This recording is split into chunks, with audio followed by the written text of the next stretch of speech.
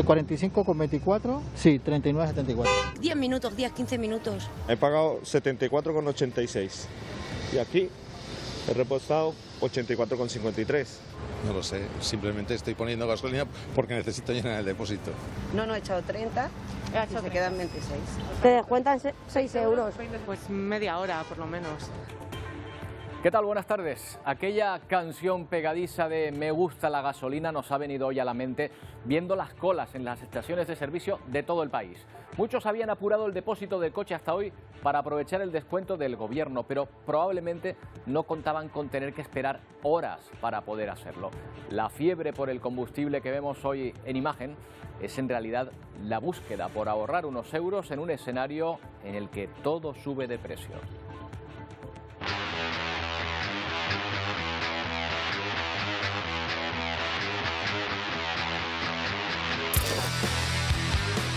Los usuarios se quejan de las colas y de que algunas estaciones de servicio han subido su precio de forma artificial para que cuando hoy lo tengan que bajar forzosamente todo quede igual. Al mismo tiempo, las empresas más pequeñas de suministro de combustible advierten de que no pueden adelantar esos 20 céntimos como les exige el gobierno.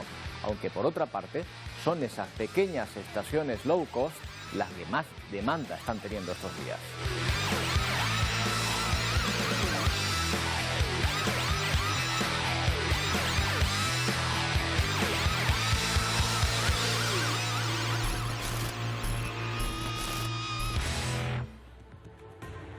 Hay desde luego quien tiene problemas mucho mayores que estos. Hoy hemos visto imágenes de una de las ciudades más castigadas por el ejército ruso en Ucrania. Esto es Mariupol, bueno, o lo que queda de ella, porque está completamente destrozada.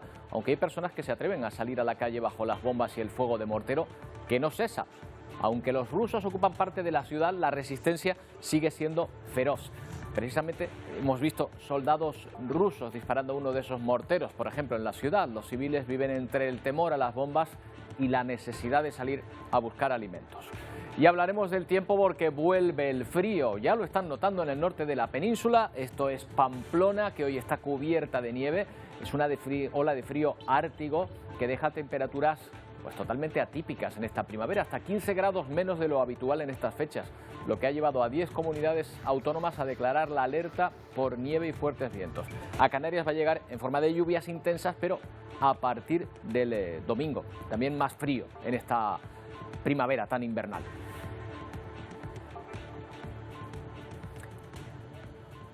Si ha esperado a repostar hasta hoy, seguramente han coincidido con otros miles de conductores que han pensado lo mismo, apurar el depósito hasta que entre en vigor la ayuda del gobierno. Aún hay colas de vehículos en las estaciones de servicio, sobre todo en las más baratas, y es probable que ustedes se pregunten cómo se aplica este descuento. Miren, van a ver un ticket de caja de esta mañana, aquí en Canarias.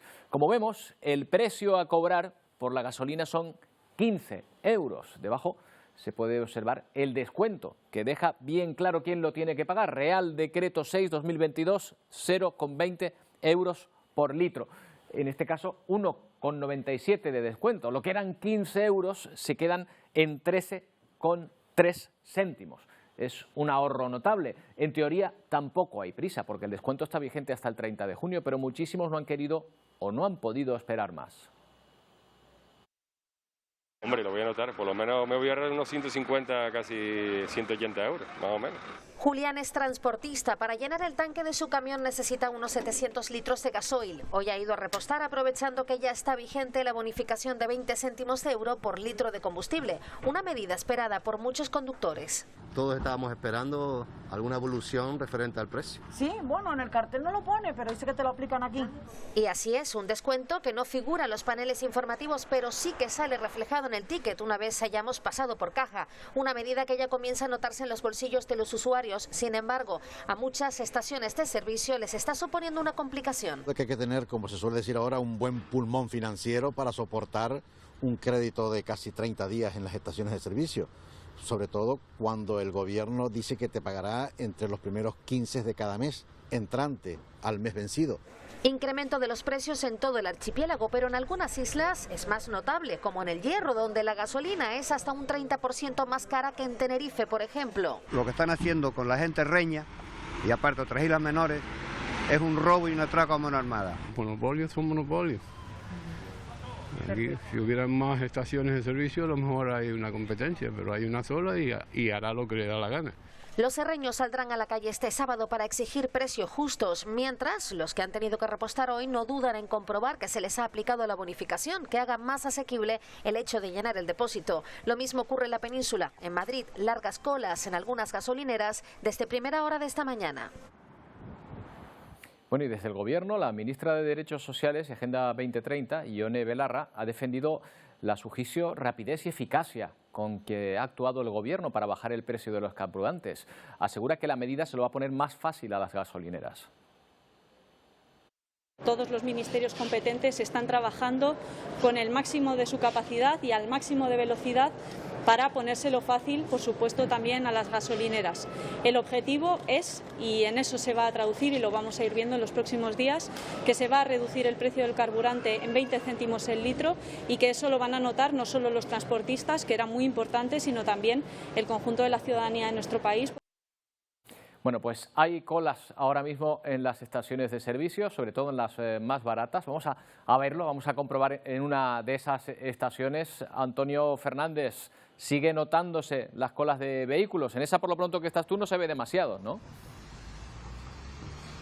Buenas tardes, Roberto. No se ve demasiado porque estamos en un punto en donde hay cierta competencia y eso evidentemente lo complica un poco. Esa bonificación de la que venimos hablando durante todo el día viene recogida en este ticket que nos lo van a dar pues una vez que hayamos repostado y hayamos efectuado el pago. No lo perciben los consumidores en el monolito de entrada de la estación de servicio, pero bueno, eso no impide que haya sido mucha la gran cantidad de gente la que se haya animado a llenar hoy el depósito y como podemos ver a lo largo de la mañana, pues el trasiego en esta zona industrial de Las Palmas de Gran Canaria es significativo, pero como bien dices, la afluencia de clientes pues va por barrios.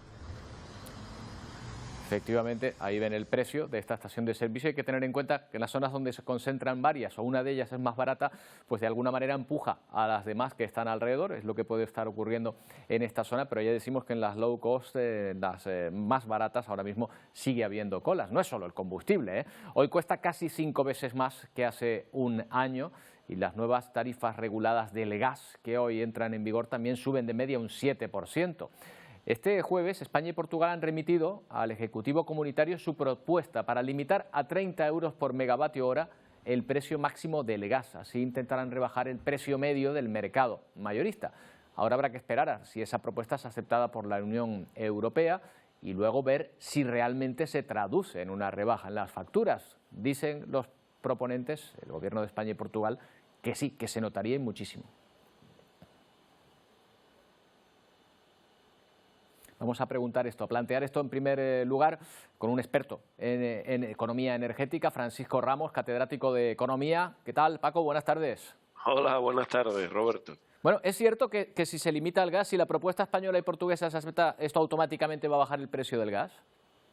Sí, de la electricidad, perdón. Sí, se aceptara, sí, porque fijaría el tope, tú sabes que se pone el precio de la energía más cara, que el gas se ha disparado, si se pusiera el máximo en 30, evidentemente sería inmediata la bajada en el recibo de la luz, claro. Otra cosa es que Europa lo acepte. ¿Por qué es reticente la Comunidad Europea a aceptar este tipo de propuestas?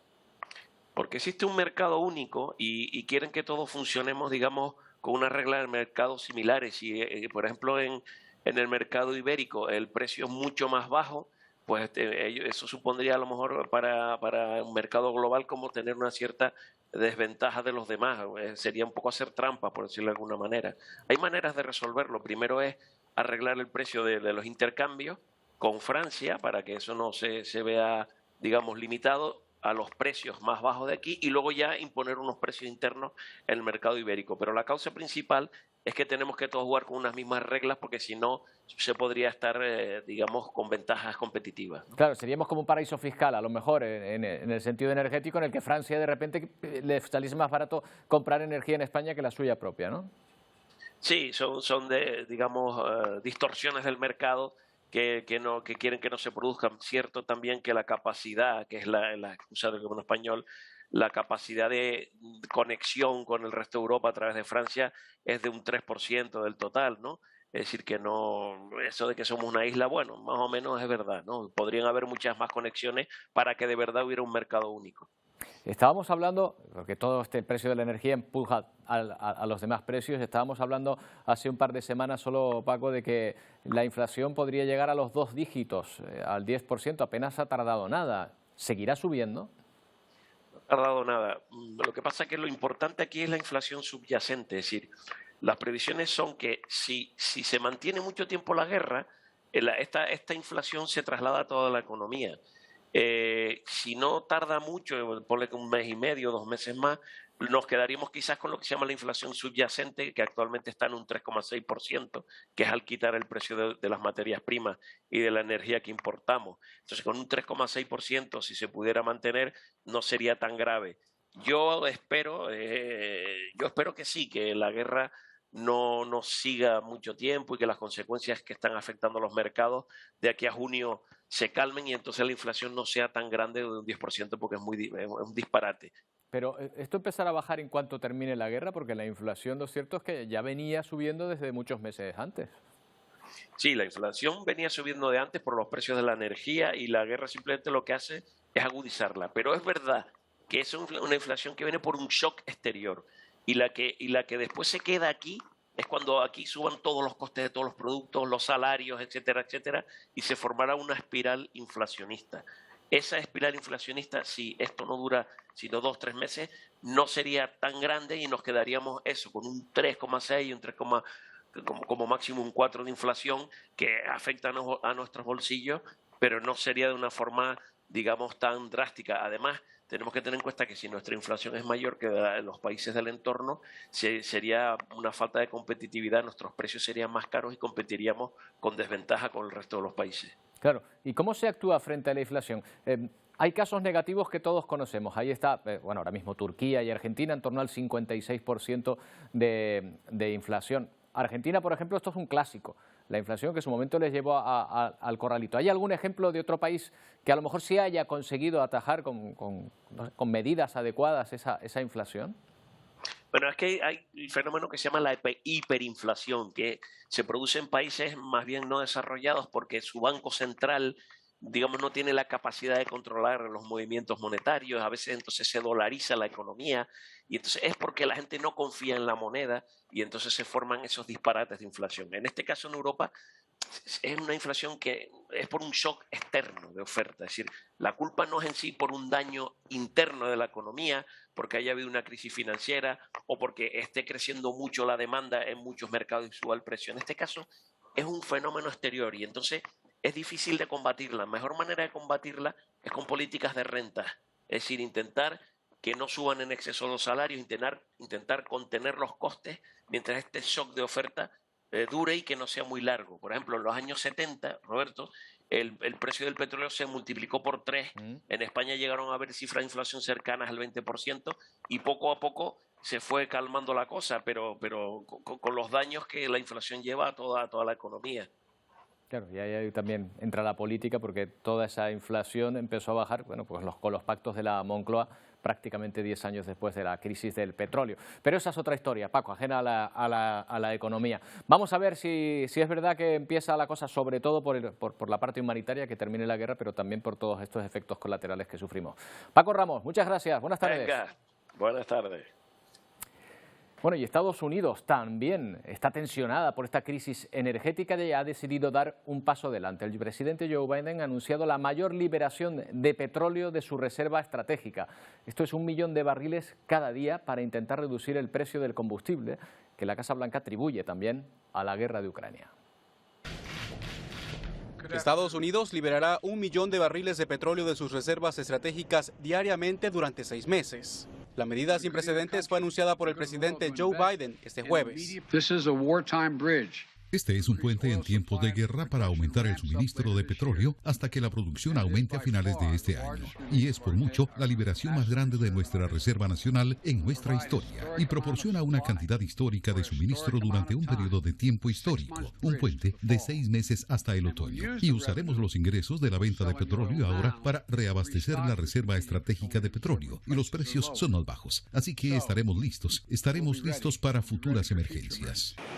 La crisis energética ha elevado el galón de gasolina en Estados Unidos a $4.20 en promedio.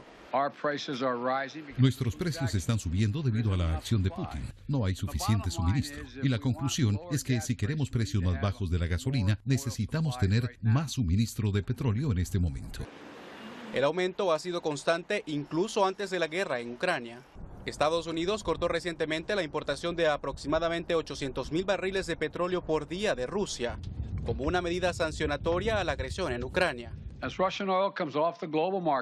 Biden abogó por la independencia energética de Estados Unidos, algo por lo que ha sido presionado desde su oposición republicana desde que se inició el conflicto. Jorge Agobián, Voz de América, Washington.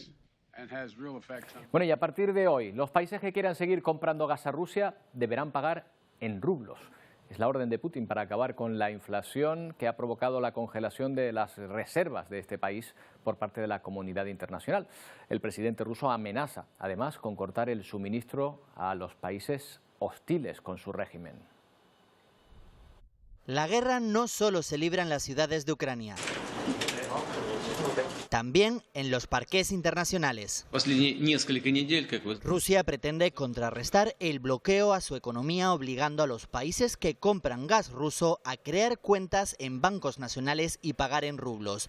Todo ello para evitar una inflación mayor y que los precios se disparen en el país, además de dejar de depender del dólar y el euro, divisas con las que no cuenta tras ser congelados todos sus fondos por parte de la comunidad internacional. Los miembros del G7 y la zona euro ya han rechazado la propuesta de Putin, pero países como Alemania, gran dependiente de las exportaciones rusas, se prepara para posibles consecuencias. Die Maßnahmen, die wir für den Fall, dass Gaslieferungen oder Öllieferungen unterbleiben, ergreifen müssen, die haben wir dann am gestrigen Tag ergriffen. Insofern sind wir auf alles das, was Putin entscheidet, gut vorbereitet. Francia va más allá y exige que se cumplan los acuerdos establecidos en los contratos. Je vous confirme que les contrats en euros doivent être payés en euros et seront payés en euros. Ambos países se reúnen hoy para adoptar nuevas sanciones para mantener la presión sobre el Kremlin, mientras Estados Unidos considera esta imposición rusa una clara señal de desesperación económica y financiera. This is a sign of economic and financial desperation on the part of the Russian Federation. It obviously is going to be up to our European partners to determine what's in their best interest. Y mientras Occidente intenta contrarrestar la guerra financiera, India ve una oportunidad para comprar petróleo a un mejor precio. El país ha comprado 13 millones de barriles de crudo desde que comenzó la guerra en febrero, casi el 100% de todo el crudo que compró en 2021. Bueno, y mientras el resto del mundo observa las consecuencias de la guerra, el conflicto continúa en Ucrania, aunque también en Rusia, porque este país acusa a las tropas de Zelensky no solo de defenderse, sino de atacar un almacén de combustible en su país, en la región de Belgorod. Aún así, a pesar del anuncio de retirada de tropas rusas hacia el Donbass, las autoridades ucranianas no se fían y creen que solo es un esfuerzo para reponer las tropas. Esto no es territorio ucraniano, sino la misma Rusia que acusa a Ucrania de atacar este almacén de combustibles en Belgorod. Y parece que el ejército de Ucrania recupera fuerza en la capital, en Kiev. Las tropas rusas se retiran, o al menos es lo que aseguran los gobernadores de la ciudad y de Cherniv, aunque esto no evita el temor a que continúen cayendo misiles en dichas zonas. Es lo que sucede en Mariupol. Continúan los combates y la población intenta salir. De hecho, se espera que hoy sea evacuada a lo largo del día, aunque la confianza es poca y sobre todo después de los ataques rusos a los civiles que han tratado de escapar por los corredores humanitarios. Y esto es Irpin, el reflejo de los ataques a civiles, por el mismo tramo por el que trasladan la ayuda humanitaria. Desplazan los cuerpos de los fallecidos. En total calculan que unos 300 civiles habrían perdido la vida durante la ofensiva rusa. Mientras en Kharkov, la caída de un misil del Kremlin deja sin suministro de gas a la localidad, donde viven decenas de miles de personas. De ahí que las autoridades crean que en lugar de una retirada, esto solo puede ser un refuerzo de las tropas para luego intensificar los ataques. Vamos para 38 días de guerra en Ucrania. Hemos visto cómo muchos profesionales en aquel país arriman el hombro para facilitar el trabajo de sus soldados. Por ejemplo, las costureras de este taller textil que van a ver, que antes elaboraban cortinas y ahora confeccionan ropa militar. La bandera de Ucrania se imprime en cada pieza que se confecciona en este taller textil ubicado en Lviv. Estamos trabajando en beneficio de la defensa de nuestro país. Hacemos todo lo posible y también lo imposible. Trabajamos 6 días a la semana, no importa cuánto cosemos. Lo más importante es la victoria de nuestro ejército, asegura esta costurera. Y para ello no han dudado en reinventarse. Antes elaboraban cortinas y manteles, ahora cosen ropa militar para sus tropas. Al principio no estábamos preparados para eso, pero comenzamos a diseñar plantillas, a probarlas y ya después empezamos la producción en masa, asegura la propietaria de esta industria. Chaquetas, uniformes, gorros, suéteres, botiquines de primeros auxilios y bolsos para las Fuerzas Armadas ucranianas. Producen entre 1.000 y 2.000 piezas al día. No quieren irse a casa porque quieren producir tantos artículos como sea posible, así que incluso trabajamos los sábados, comenta Oksana. Aquí cada pieza se plancha y se empaqueta con la misma dedicación que los soldados que la vestirán, porque estas costureras saben que ellos no dan puntada sin hilo en la defensa de la nación. Y un día más nos ocupamos de la rutina de Vitali Suárez, este español que se ha quedado en Gerson, donde reside y que a pesar de encontrarse cada vez con más impedimentos para conseguir comida, continúa con su labor humanitaria, altruista además, para repartir productos de primera necesidad entre sus vecinos. Cada vez es más complicada la situación en Gerson. En esta localidad que está bajo control de las tropas rusas, Vitali continúa consiguiendo alimentos y fármacos para repartirlos entre sus compatriotas. Acabo de venir de un almacén. Hemos comprado macarrones, harina, arroz, varias cosas, conservas. Aquí tenemos en sacos azúcar, que es muy complicado ahora para conseguirlo. La primera hora de la mañana suele ser la mejor para adquirir estos productos de primera necesidad que cada vez son más escasos. Largas colas por fuera de los supermercados, por fuera de los bancos. Gracias por esta ayuda, que podremos seguir ayudando a las familias que están pasando hambre. Muchas gracias.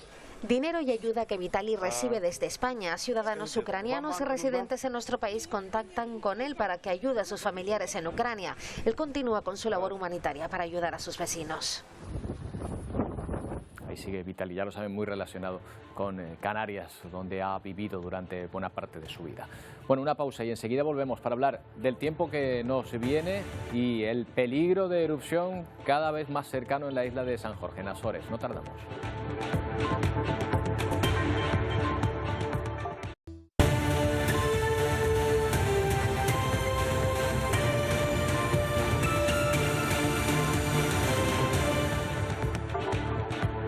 La guerra de Ucrania nos permite ver también escenas de valentía, no solo en este país invadido, sino en la propia Rusia, donde un artista ha decidido enfrentarse a las autoridades y al coto que Putin impone a la libertad de expresión. Se ha pintado de rojo, simulando que sangraba, para protestar contra la invasión rusa.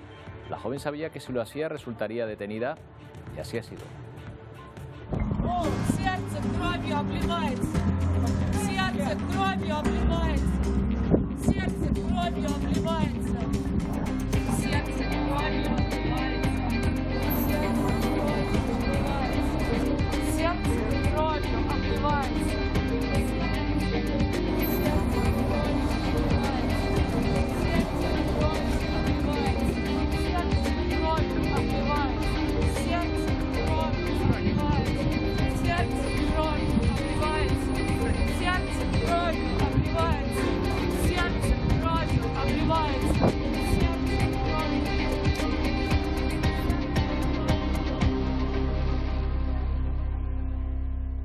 Bueno, y hoy es noticia también en nuestro país el 20º Congreso del PP, que va a elegir a Alberto Núñez Feijóo como nuevo líder del partido. Un congreso que se está celebrando ya en Sevilla, donde está nuestra compañera Silvia Mascareño. ¿Cómo está discurriendo, Silvia? Hola, buenas tardes. Pues sí, arranca este congreso en el que el Partido Popular pondrá punto y final a la etapa de Casado y elegirá a Núñez Feijóo como nuevo líder de la formación azul. Esa elección oficial será mañana, pero la realidad es que el gallego viene actuando ya como líder. De hecho, ha ido desvelando algunos de los nombres que van a ocupar parte de su directiva. La número 2 y secretaria general será Cuca Gamarra, el número 3 y organizador será Elías Bendodo, consejero de presidencia de la Junta de Andalucía. En esa quiniela para la directiva, el Partido Popular de las Islas aspira a jugar un papel decisivo y todo en un congreso en el que el mensaje es unidad, en el que caben todos para cerrar las heridas del pasado. Esta tarde va a intervenir el expresidente del gobierno, José María Aznar, lo hará a través de videoconferencia porque está contagiado de COVID, pero también Mariano Rajoy o el propio Casado para despedirse de los suyos, cuando aún no desvelado qué será en futuro. También va a intervenir la presidenta de la Comunidad de Madrid, Isabel Díaz Ayuso. 2 días en los que Feijóo no solamente será elegido líder del partido, también marcará y dará algunas pistas de cuál va a ser su labor como líder de la oposición.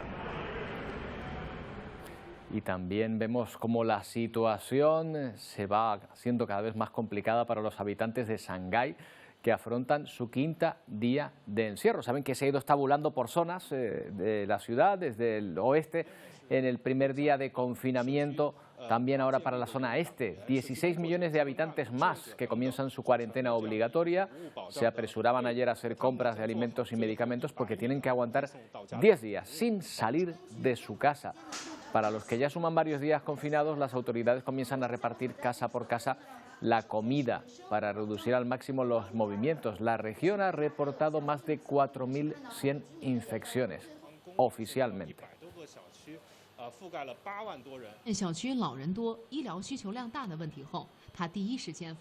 Y hoy deberíamos hablar de una reunión que no se ha producido en Marruecos entre las autoridades marroquíes y el ministro de Asuntos Exteriores. Este tuit es de Pedro Sánchez. En él explica que ayer conversó con el rey de Marruecos, Mohamed VI. Luego hemos conocido que en esa charla el presidente del gobierno fue invitado a ese país, que irá la semana que viene para afianzar las relaciones entre ambos países. Por ese motivo se ha aplazado el encuentro previsto para hoy, en el que iba a participar el ministro de Exteriores español junto a su homólogo marroquí. Con la letra de una canción para que la cantemos a capela.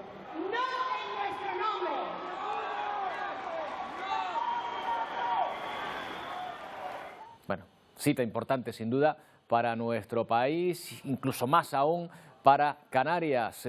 Vamos a hablar de este asunto con Pepe Naranjo, desde Senegal. ¿Qué tal, Pepe? ¿Cómo estás? Hola, ¿qué tal? Buenas tardes, muy bien. Oye, ¿esto es una invitación a Pedro Sánchez y por eso ha cambiado esa agenda a última hora o una exigencia del rey marroquí? Bueno, no está claro, ¿no?, por la comunicación de ambas partes, quién ha sido el que ha dado el paso, digamos.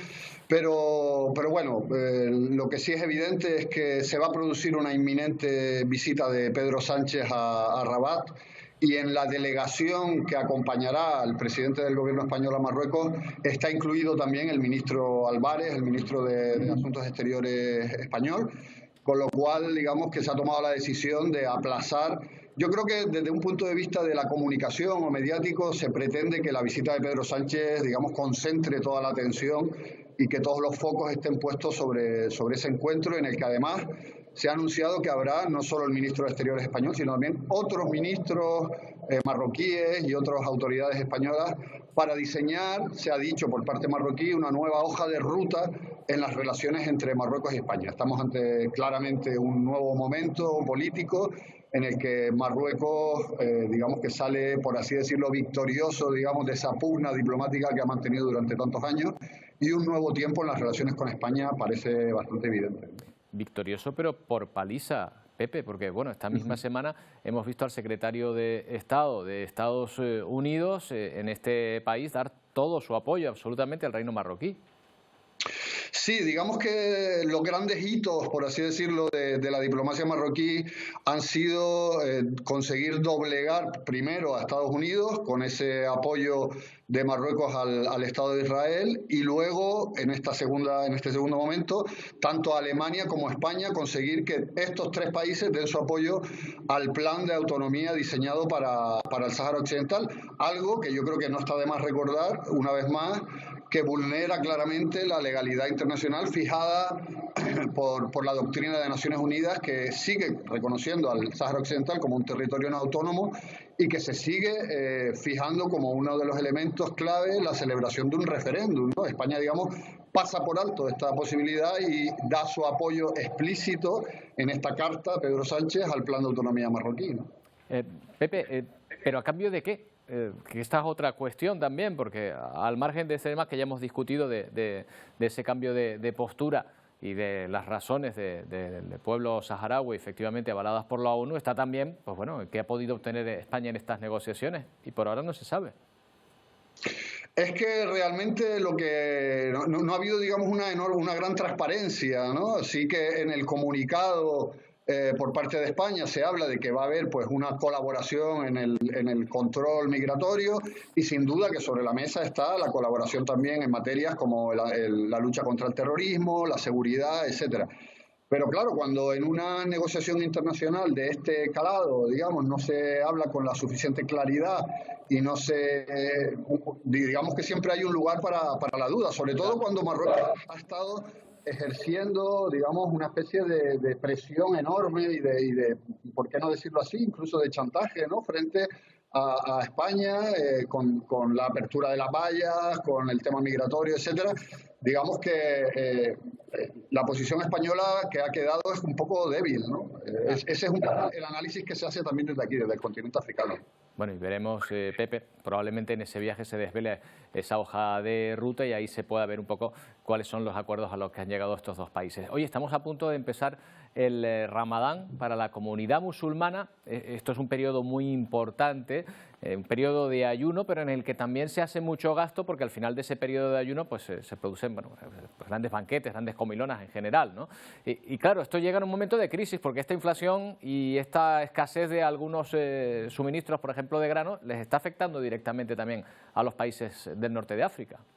Hay efectivamente, ¿no? Estos días previos al Ramadán son siempre de una enorme expectación, porque es un periodo nuevo, se alteran los ritmos del día a día. Yo esta mañana mismo estuve en un mercado en Senegal y siempre hay como esa ebullición, ¿no? Por hacer acopio, digamos, de alimentos para prepararse para esas noches largas en las que se come varias veces, etcétera, la familia se reúne. Es muy bonito, por otro lado, ¿no? Porque hay una enorme solidaridad, pero en este año, por varias razones. En primer lugar, por la alteración de todos los ritmos comerciales, por así decirlo, con el tema de la pandemia, que las fronteras todavía no están del todo abiertas, y luego también por las sanciones contra Mali, que eso provoca que algunos países de África Occidental estén tardando en recibir algunos productos y luego lo que tú comentas, sin duda, ¿no? Hay una gran subida de precios por la guerra de Ucrania, sobre todo yo lo veía hoy en el mercado, el arroz, el aceite, algunos productos como los pimientos, las cebollas, que son productos básicos, ¿no? de primerísima necesidad, que han subido, incluso en algunos casos han doblado los precios. Y claro, hay una gran inquietud entre las familias, que normalmente es un momento de alegría, de compartir, etcétera, y están viendo cómo van a poder tener algún tipo de dificultades a la hora de acceder a los alimentos básicos, ¿no? Y eso genera mucha preocupación. Bueno, pues estaremos atentos a cómo transcurre esta fiesta, este periodo tan importante para la comunidad musulmana. Pepe, hasta la semana que viene, un abrazo. Hasta la semana que viene, y quería felicitar a la Televisión Canaria por ese premio que han recibido también a nivel nacional, por su cobertura de lo del volcán. Bueno, muchas gracias. Muchas gracias, Pepe. Bueno, pues ahí está el continente africano. También en Sudán del Sur, en el centro este del continente, está a punto de empezar la temporada de lluvias y todavía siguen sufriendo las consecuencias de las inundaciones que sufrieron el año pasado, afectando a más de 800.000 personas. Hay zonas rurales, lo van a ver, donde los vecinos tratan de construir diques con sus propias manos. Así es como tratan de prepararse para la temporada de lluvias en Sudán del Sur, un país donde llueve sobre todo entre abril y octubre. El año pasado las precipitaciones y las inundaciones batieron récords, como también lo hicieron en 2020 y en 2019. And these floodwaters have been here for 2 to 3 years and they're not going down. What happens when we see the next rains coming in the next 2 or 3 months? Toda la esperanza de estas personas está en estos diques artesanales. Las lluvias amenazan con inundar comunidades remotas donde viven con muy poco de la ganadería y de la agricultura local.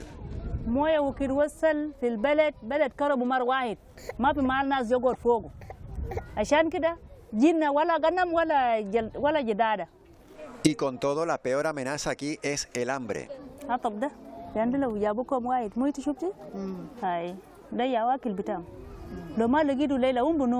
Esta situación, advierten los expertos, irán a más en el futuro, a medida que los extremos provocados por el cambio climático se conviertan en la norma y no en la excepción. Los países en desarrollo como Sudán del Sur son los que menos contribuyen a las emisiones de carbono que provocan el calentamiento global, pero se ven afectados de manera desproporcionada. La Palma poco a poco sigue avanzando en la recuperación de la normalidad. Se han reducido las zonas de exclusión por la mejora de las condiciones. Ya no se llaman así, de hecho se llaman zonas restringidas, es decir, no se puede entrar libremente, pero en muchas de ellas se puede acceder bajo un cierto control. Esas áreas son dos, al norte y al sur de Las Coladas. En ellas se entiende que no existe riesgo para las personas que trabajan en ese espacio. Se recomienda en cualquier caso no acceder a garajes o sótanos, acceder a acompañados o ventilar cualquier habitación antes de entrar en ella.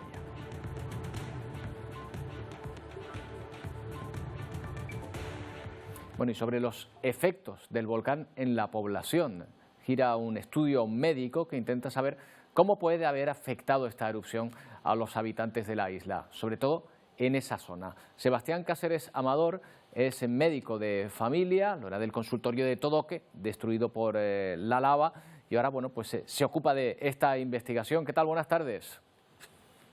Hola, muy buenas tardes. Bueno, se trata de ver cómo ha podido afectar a la población el estar en contacto con todas esas micropartículas, toda esa ceniza, y saber si esto podría tener dar algún problema de salud, ¿verdad? Sí, por supuesto. Antes que nada, Roberto, quisiera también decirte que no soy el único. Somos un grupo de personas, tanto médicos como enfermería, que estamos haciendo esta investigación para ver los efectos que ha habido de la erupción volcánica sobre la población.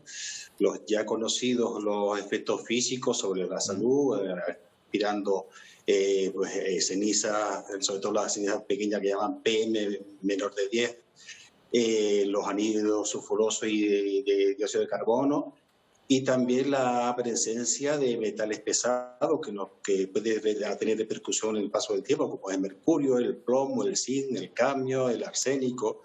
Son cosas que no se conocen, pero que se va a hacer un estudio pormenorizado y secuenciado hasta dentro de 8 o 10 años aproximadamente, para ver qué repercusión ha habido sobre personas más afectadas, porque al final toda La Palma ha sido afectada, uno más físicamente y otro más anímicamente.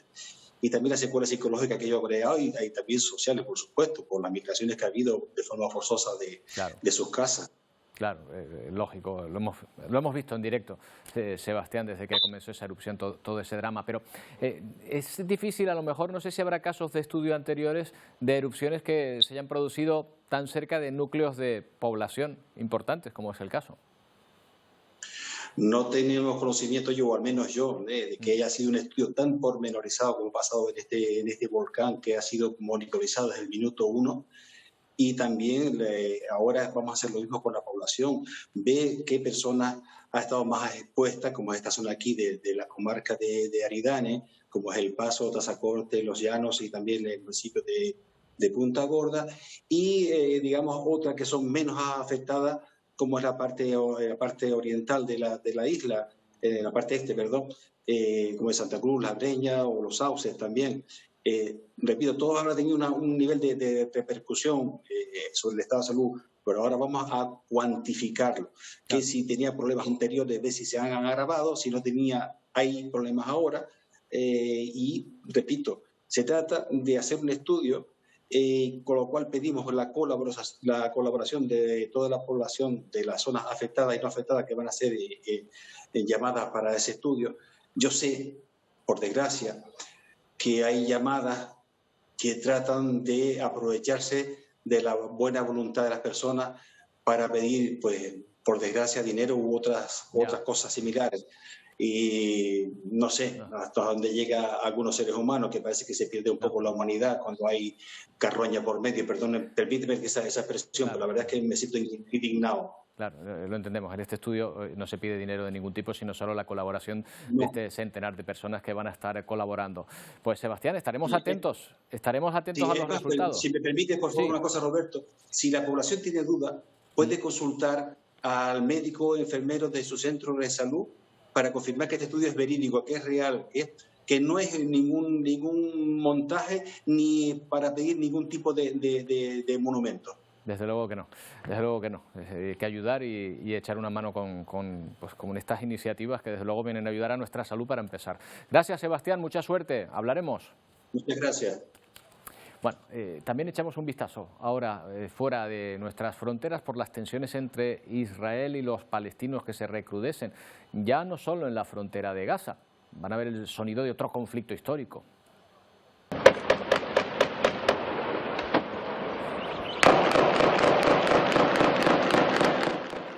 Tiroteos que proceden de una redada israelí en Cisjordania, donde han muerto 2 palestinos de solo 17 y 23 años. Otros 15 resultaron heridos. Esto sucede después de que esta semana precisamente un palestino acabara con la vida de 5 personas en un tiroteo cerca de la capital de Tel Aviv.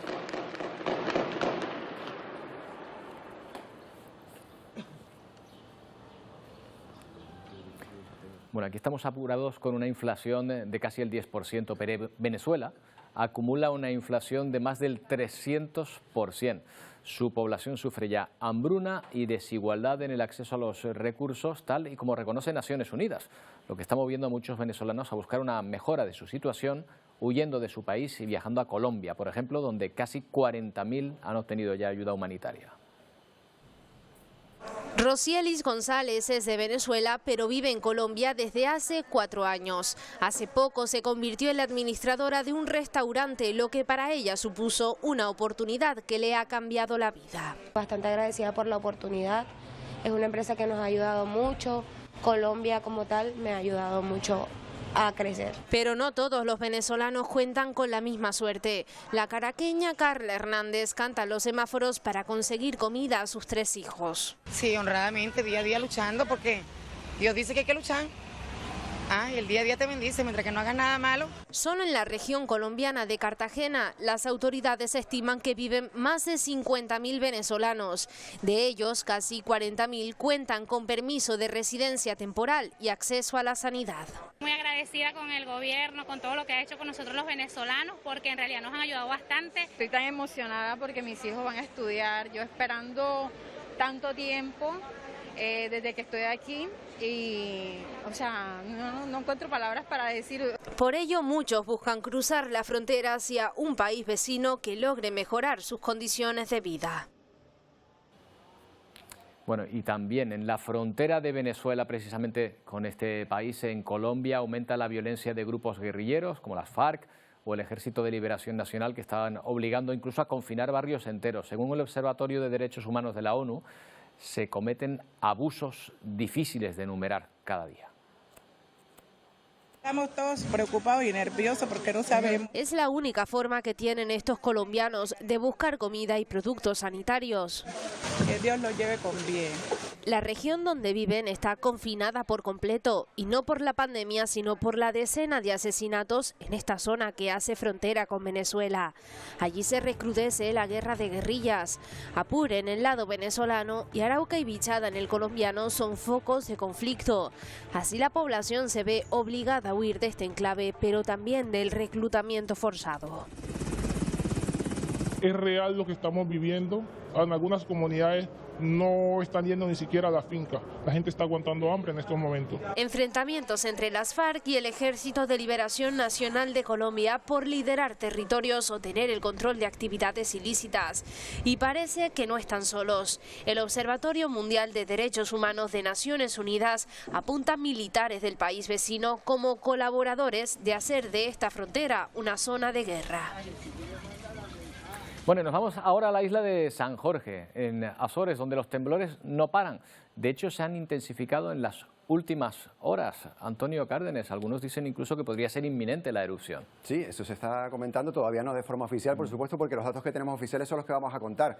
El Servicio de Observación de las Islas Azores dice que desde las 0 horas, desde la medianoche de ayer hasta las 10 de la mañana, en esas 10 horas se han producido casi 400 temblores. ¿Esto qué es? ¿Mucho o poco? Bueno, pues si lo comparamos con el día anterior, son casi 130 temblores más que el día anterior, un día que fue relativamente tranquilo porque durante todo el día se registraron 700 y pico y en esas primeras 10 horas del día 270. Es decir, más temblores que ayer, pero el resto de indicadores, lo que hablamos todos los días, como hablamos también en La Palma. La deformación del terreno se observa la misma que hace un par de días y los indicadores esos de gases y de temperatura de la Tierra siguen estables. No se ha detectado ninguna anomalía. Por tanto, esta es la situación. Vamos a hablar con un experto. Antonio, si te parece. Venga. Además, viejo conocido de este programa, de esta casa. Seguro que recuerdan a Raúl Pérez, vulcanólogo del IGME. ¿Qué tal, Raúl? Buenas tardes. Hola, ¿qué tal? Buenas tardes. ¿Qué tal estáis? Pues muy bien. Nosotros ya te hacíamos en Azores ya.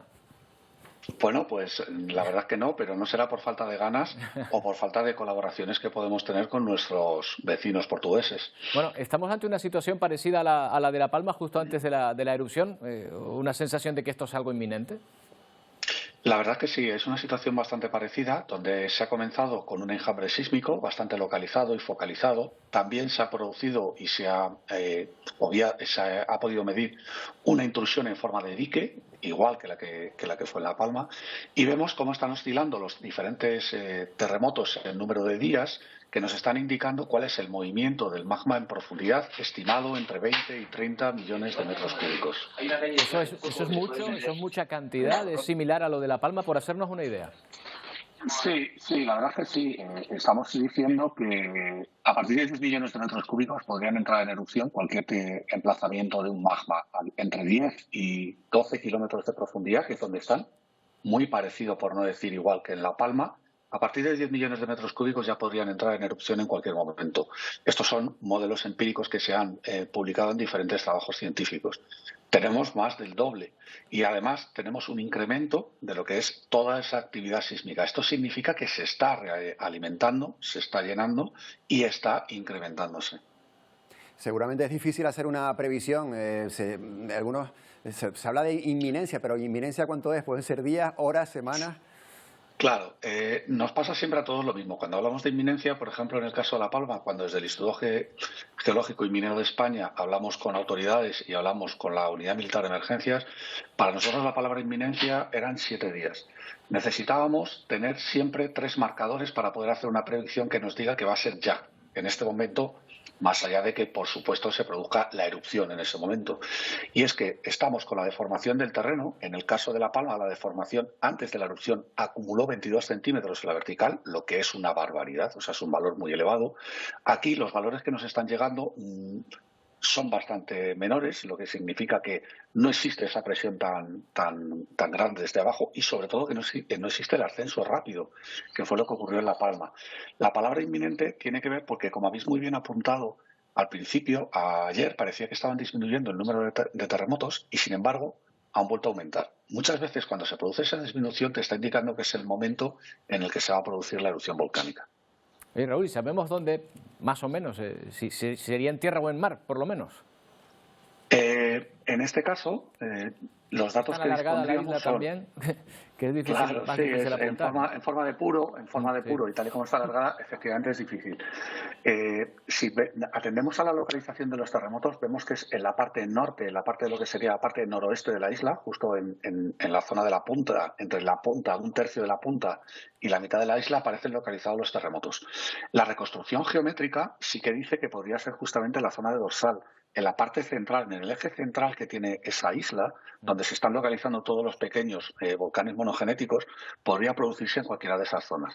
¿Qué pasa? Que si hay una fractura que está en el mar y que intersecta esa cámara magmática, el magma va a aprovechar esa debilidad para salir y podría ser en el mar. Con lo cual hay que estar atento a la deformación que se está produciendo. Bueno, pues veremos, Raúl, porque estamos viendo muchos paralelismos con lo ocurrido en la isla de La Palma y claro, ya te imaginarás. Nosotros también. Muy sensibilizados. Nosotros también. Hay muchas cuestiones que se parecen. Raúl, nos ha encantado volver a saludarte. Roberto, muchas gracias. Venga, un abrazo a todo el mundo. Gracias.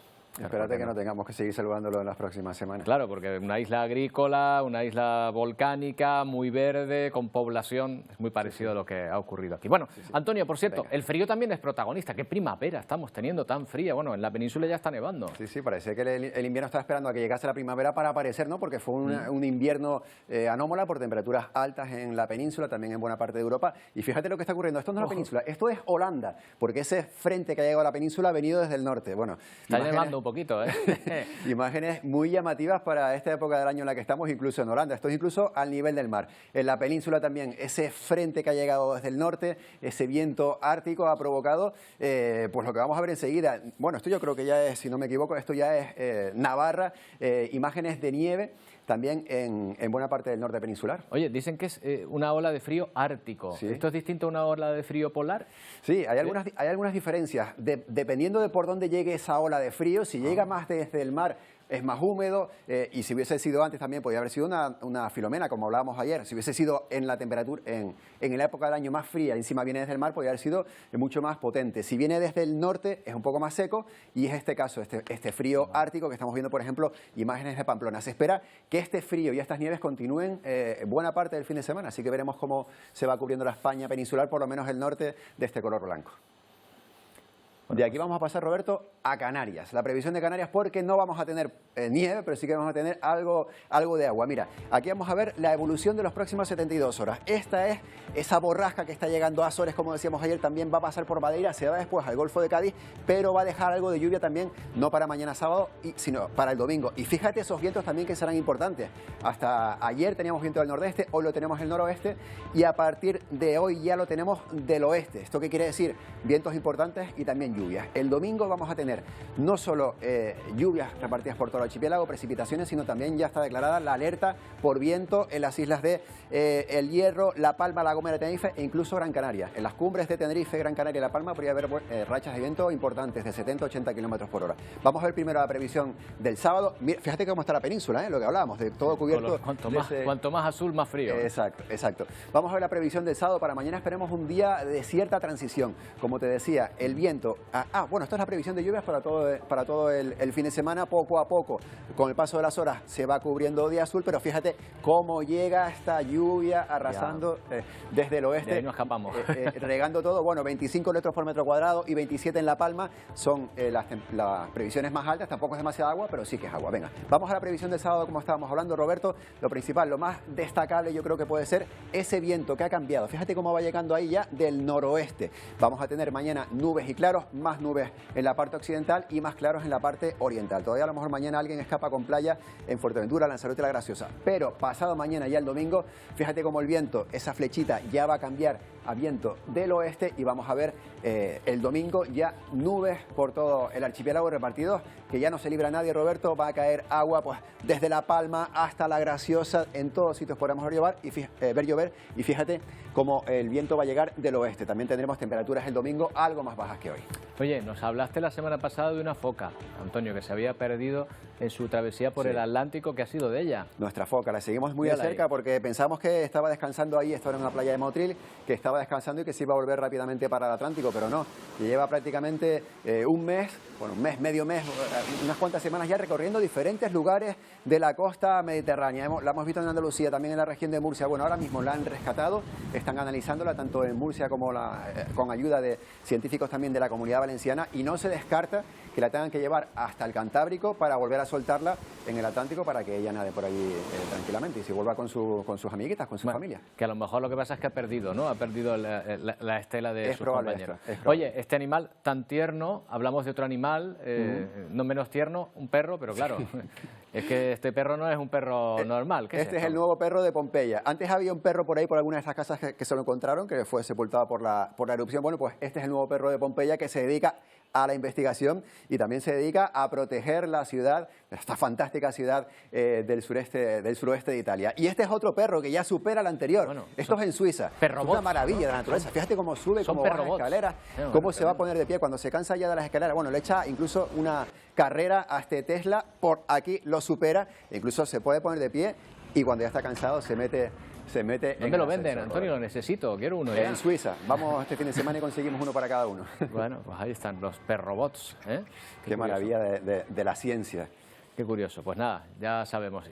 Y además no comen nada, no, con lo cual no hace falta ni pienso ni nada. En fin, Antonio, buen fin de semana. Igualmente. Disfruten de ese fin de semana. Ya saben, el sábado todavía, el domingo va a ser con lluvia. Pero nos vamos con la ceremonia de clausura de la Expo 2020 de Dubái, la primera gran exposición de Oriente Medio. Se ha cerrado con una gran exhibición de fuegos y un concierto de varios artistas, entre otros Cristina Aguilera. La organización cree que 25 millones de personas han visitado esta expo. Con esta despedida nos despedimos nosotros también. Se quedan con la información de Telenoticias 1 y Paco Luis Quintana. Volvemos el lunes. ¡Feliz fin de semana!